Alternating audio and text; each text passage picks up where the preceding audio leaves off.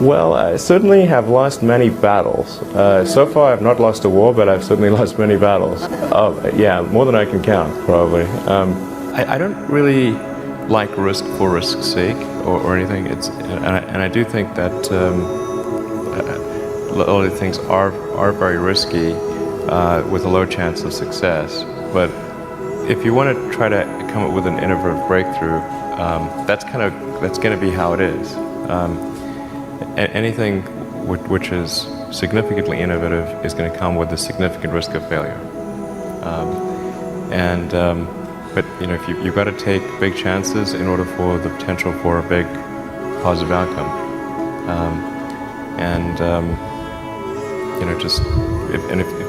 If the outcome is exciting enough, then taking a big risk is worthwhile. It's really how I approach it.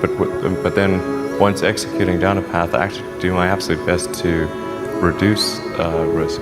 Because. Or to improve another way of saying it, to improve the probability of success, because when you try to do something that is very, very risky, that you have to spend a lot of effort trying to reduce that risk as you embark down that path. I mean, when I started SpaceX, I thought the odds of success were very low. I thought we'd most likely fail, but I thought, well, we should give it a try nonetheless. Certainly there are times when things don't go well, and then that's quite dispiriting for sure. And so then it's difficult to proceed with the same level of enthusiasm. But I do think the things that we're doing are pretty important to the future. And if we don't succeed, then it's not clear what other things would succeed, and if we don't succeed, then we'll be certainly pointed to as a reason why people shouldn't even try for these things. So I think it's important that we do whatever is necessary to keep going. I think successful entrepreneurs probably come in all sizes, shapes, and flavors. I'm not sure there's any one particular thing.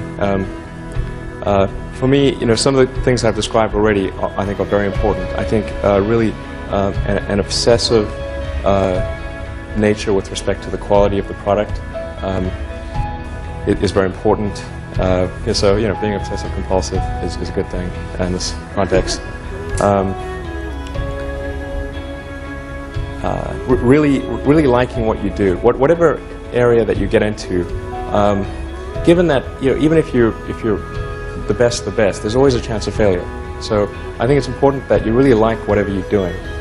If you don't like it, life is too short. I'd say,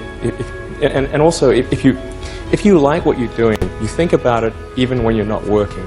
I mean, it's something that your mind is drawn to, and if you don't like it, you just really can't make it work, I think.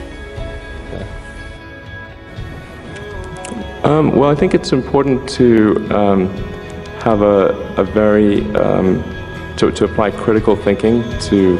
This may sound trite, but to apply critical thinking to what one is doing, and by that I mean just the fundamentals of logic. Do you have the right axioms? Are they relevant? And are you making the right conclusions based on those axioms? That's the essence of critical thinking, and yet it is amazing how often people fail to do that. I think wishful thinking is innate in the human brain. You want things to be the way you wish them to be, and so you tend to filter information that you shouldn't filter. That's the most common flaw that I see. If you want to do something really innovative, you have to apply a sort of first principles analysis. And don't reason by analogy. Analogies are referencing the past.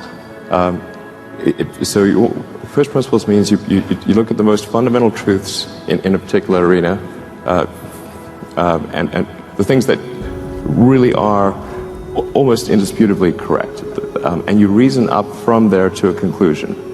And if you see that conclusion is at odds with what people generally believe, then you have an opportunity.